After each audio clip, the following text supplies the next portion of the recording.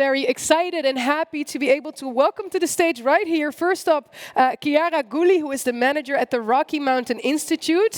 Give her a big round of applause, I would say. Then we also have Hanan Hafraoui, who is the program officer at the Global Alliance for Buildings and Construction. And a big round of applause for Hanan as well. Thank you. Welcome to the both of you. It's amazing to have you here with us today. I mean, I already described a little bit all the topics that we're going to get into, so no pressure to you guys for giving us some insights into there. But before I speak about that, both of you attended and participated in the Berlin Energy Efficiency Day yesterday. May I just ask you, as a starter, what was some of the first takeaways that you took from that? Maybe to start with you, Chiara? Thank you, Ajar. It's a pleasure to be here. At the Energy Efficiency Day, we discussed how 2/3 of our world's energy supply is being lost every year due to an inefficient energy system based on fossil fuels, which means we have an opportunity for financial savings worth up to almost $5 trillion. To remove this waste. In addition to the financial savings, there are immense benefits in terms of energy security, affordability, reduction of inflation, everything that is very relevant today amid the geopolitical concerns. Yeah. My main takeaway of yesterday is that energy efficiency is the first fuel of the energy transition, and we have the technology available, we have the policy tools, but there is still a lot of challenges around financing, innovation, and more stable policy frameworks to incentivize further energy efficiency progress. But we strongly believe that a united energy efficiency community across public sector, businesses, and civil society organizations can deliver on the energy efficiency target of doubling down our progresses. Yeah, I love, by the way, how you said energy efficiency is the first fuel for us in this energy transition. I mean, it's low-hanging fruit. We know what the big impact can be if we are more efficient. Yes. So clearly, we have some steps to take. Hanan, if I can go to you, what was your main takeaway from yesterday? Yeah, thank you, Hajar. And following Chiara's summary, which was more of the high-level general summary of the entire day. On the specific session focusing on buildings, we managed to launch the 2024-25 Global Status Report for Buildings and Construction. Right. And what we've learned is that, unfortunately, the sector is off track to deliver the Paris goal for climate change. But we've also seen that we have to really urgently double the investment annually on energy efficiency as well. Yeah. We also were able to explore successful case studies from across the world. So we had examples from UAE, China, and South Africa. And what came out of that was that it's important when you're designing a policy that you have a multi-pronged approach. So that means a consistent and reliable policy that is clear and transparent, introducing financial and non-financial incentives, building strategic partnerships across the building supply chain, and investing in skills to close the policy gap, the capacity gap, and the financial gap. So above all, we felt that the event really sparked debates and calls for collaboration. We had a lot of actors from the private sector saying that they want to meet in the middle. They want to meet with international organizations, with academia, with civil society, and with governments in the middle to create collaboration. And that is precisely what we try to achieve at the Global Alliance for Buildings and Construction in UNEP, to bring unity amongst our 339 members to deliver results on specific problems to do with energy efficiency in buildings. Yeah, and I mean, that's amazing to hear, because that's a promising element, right? It's about bringing together all these sort of different stakeholders, whether it's government, private sector, investors, you name it, we need it, because as you said, there are some gaps that we need to bridge. And maybe, Hanan, if I can ask you to elaborate a little bit more. You mentioned the Global Status Report for Buildings and Constructions. So what you're saying is currently we're not on track within that sector to meet the Paris targets. Can you just elaborate on that a little bit more? What are the biggest bottlenecks, so to say, to overcome? So thank you, Hajar. So yes, we are not on track to deliver the Paris Agreement, but there is cause for optimism, really. Okay. There is good news. Although the sector still represents 1/3 of global CO2 emissions related to energy use, we have seen over the past decade a reduction of 10% in energy intensity of the sector. We've also seen finally emissions stop rising, And a very interesting data point that we finally were able to notice is a decoupling between energy emission growth and growth in global floor surface. So that's a very interesting first point in the data set that we want to observe in the years to come to understand if we are really on the right track. Right. So there are causes for optimism on the operational level.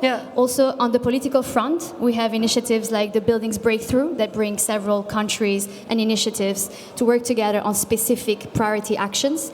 And we have the newly formed Intergovernmental Council for Buildings and Construction. They're both coordinated by the Global ABC with the goal of having platforms ready to discuss specific problems, learn from each other, share insights, share data, share best practices. That's amazing to hear. I mean, because the thing is, if we know that there's a bridge to gap, and if we know that there's work being done, one, it's amazing to see that you're tracking sort of the progress, because we know that what we don't measure, we can't manage, and that's the very first step, so it's good to see that. And you're saying there are these sort of like steps, there's movement, you know? Maybe there's a bridge and like a gap that we need to bridge, but there is movement, so we're making headway to get there. Maybe, Chiara, if I can go to you, because we're talking about this notion of energy efficiency, right? And it has a big potential. What would you say from your perspective, if we look at like the global sort of like actions that we still need to take, is like the biggest bottlenecks right now that we're dealing with that is, preventing maybe the acceleration of energy efficiency, and what are some opportunities that we might be overlooking? So at the Energy Efficiency Day, we focus mostly on the building sector, as we just heard from Anan, and on the industry sectors.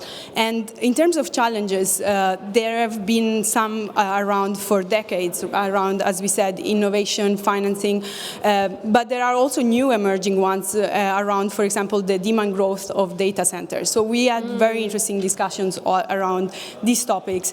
There are also huge opportunities. We heard from Anan on the building sector, and we think in the industry the story is also quite similar in terms of collaboration across private and public stakeholders, adaptation of lessons learned from other contexts to the local markets, and also integration of end uses in order to have more circularity. For example, using data center for waste heat recovery to use then in district heating. Another very successful example and case study we discussed is around industry energy efficiency networks, where industrial players come together in order to figure out solutions about common energy waste problems. And these are very innovative and cost-effective soft solutions that have started, for example, in Switzerland, being scaled up in Germany, but now is having successful case studies also in the global south, like in Brazil and Mexico. So the also adaptation to the local market and context is very relevant.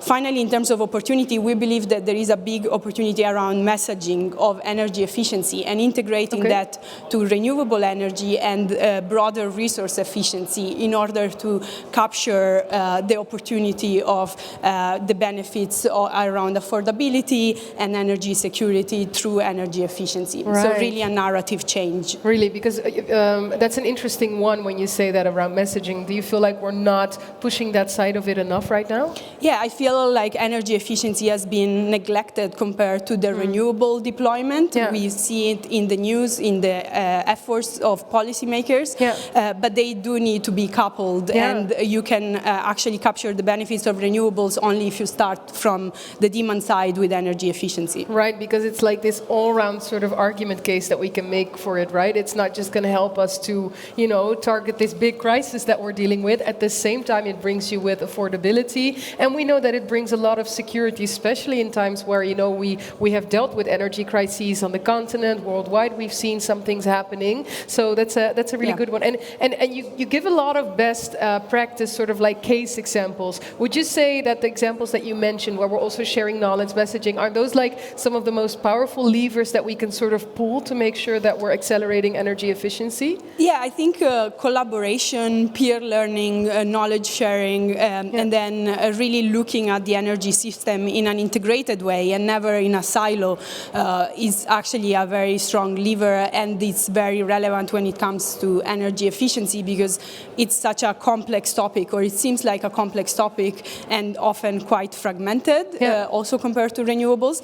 But in reality, if you start looking at it in a more holistic way, that's when you actually start having the full benefit of that lever. Yeah, for sure. And I mean, Helen, she earlier mentioned the potential and the promise of there being different stakeholders in a room. I mean, if we make it very concrete, Chiara, what would you say are some concrete actions that you would even hope to see stakeholders, and whether it's government, whether it's private sector, whether we're talking investors, what do you hope to see them sort of take action on in this upcoming year?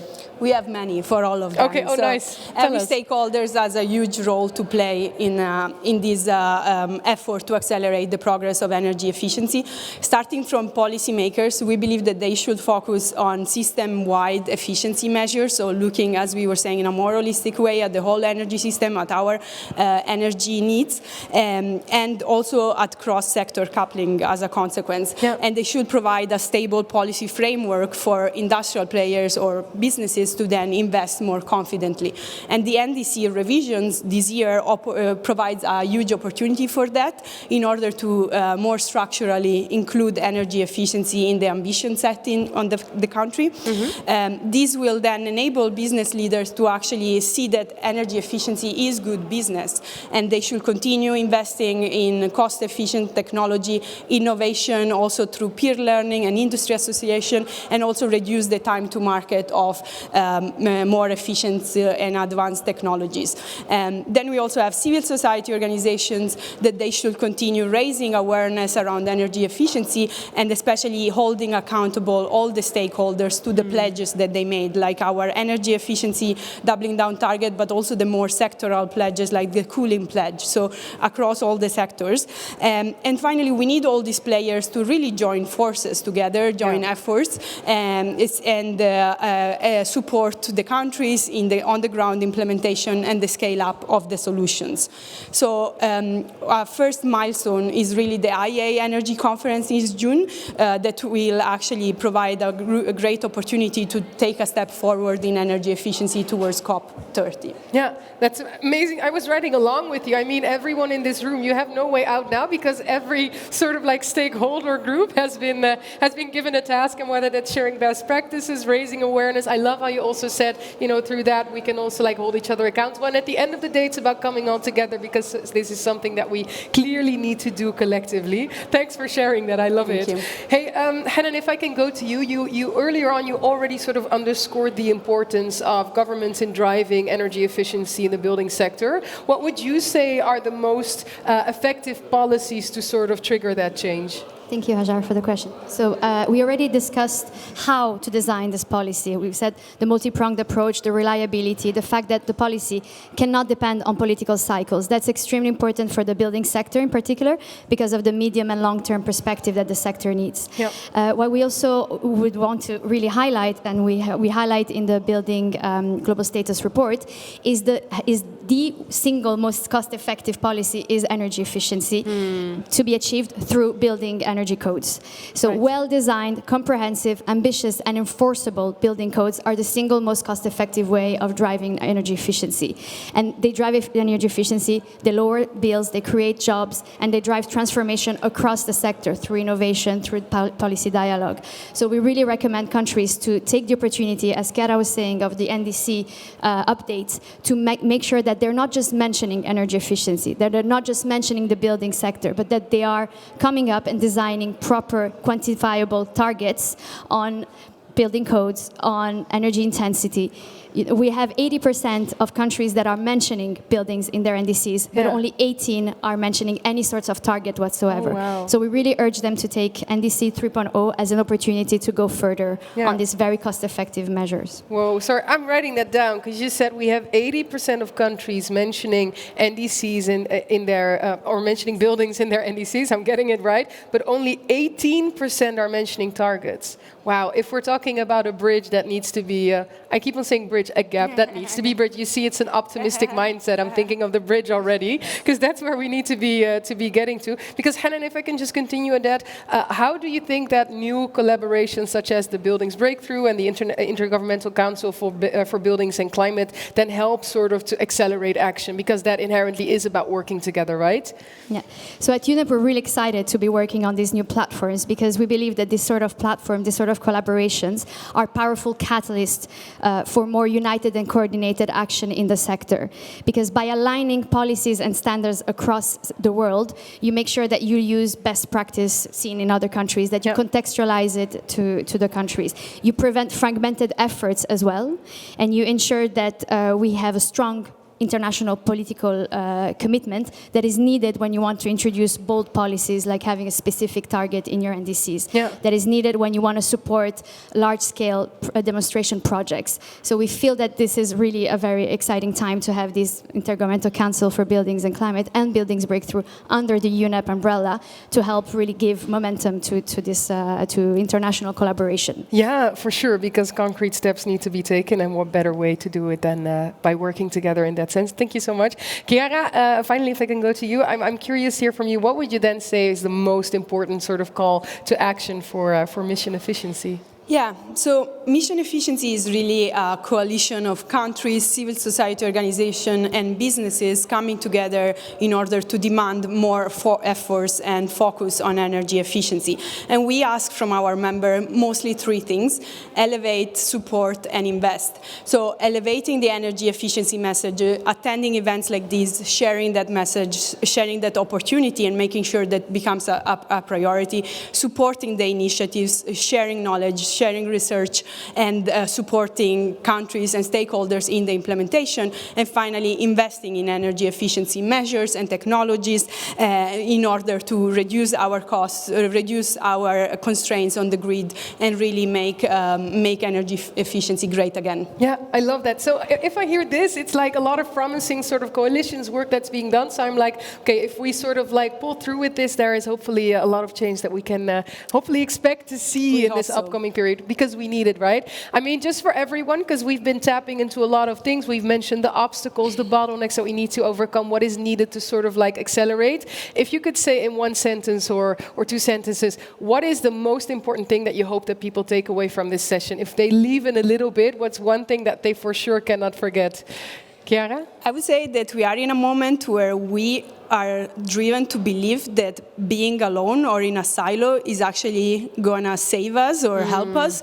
But actually, what I heard yesterday is that collaboration, everyone is starving for it, and everyone thinks that's the one key to solve at least the energy efficiency challenge. Yeah, So, yeah, clearly working together is way better than staying alone in a silo. Hanan?